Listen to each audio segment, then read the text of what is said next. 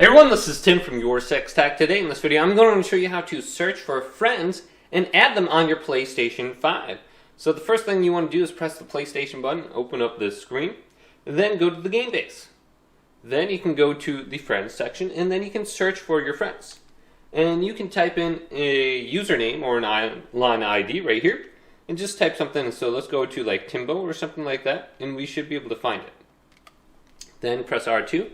And then your friend's name should pop up under this list. So we can go to Timbo Slice and then send them a friend request right here. So I already sent this person one. It says cancel request. Then we can go back. Now a lot of times when you're under the friend request screen, it's going to go ahead and give you suggested players you may know. So you can see this person, we have 4 mutual friends, 3, and then we go to the right, and then we have like 2 or 1 over here. So you can view all of those.